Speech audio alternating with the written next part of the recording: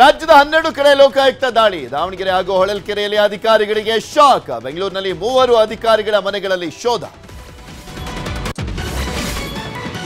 ಕಾರ್ಕಳ ಮಾಜಿ ಶಾಸಕ ಗೋಪಾಲ್ ಭಂಡಾರಿ ಪುತ್ರ ಆತ್ಮಹತ್ಯೆ. ರೈಲಿಗೆ ತಲೆಕೊಟ್ಟು ಸುದೀಪ್ ಸಾವಿಗೆ ಶರಣು. ಹಣಕಾಸಿನ ತೊಂದರೆಯಿಂದ ಆತ್ಮಹತ್ಯೆ ಶಂಕೆ.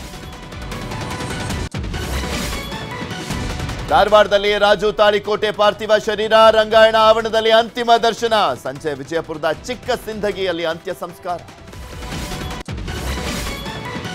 ಡಿನ್ನರ್ ಮೀಟಿಂಗ್ನಲ್ಲಿ ಕ್ಯಾಬಿನೆಟ್ ಪುನಾರಚನೆ ಸುಳಿವು. ತ್ಯಾಗಕ್ಕೆ ಸಿದ್ಧರಾಗಿ ಎಂದು ಕೆಲವರಿಗೆ ಸಿಎಂ ಸೂಚನೆ. ಸಿಎಂ ಬದಲಾವಣೆ ಬಗ್ಗೆಯೂ ಮಹತ್ವದ ಚರ್ಚೆ. ಮುಂದಿನ ಕ್ಯಾಬಿನೆಟ್ನಲ್ಲಿ ಆರ್ಎಸ್ಎಸ್ಗೆ ಅಂಕುಶದ ನಿರ್ಧಾರ. ಡಿನ್ನರ್ ಪಾರ್ಟಿಯಲ್ಲಿ ಸಿದ್ದರಾಮಯ್ಯ ತೀರ್ಮಾನ. ಸರ್ಕಾರದ ನಡೆಗೆ ಬಿಜೆಪಿ ಕೋತ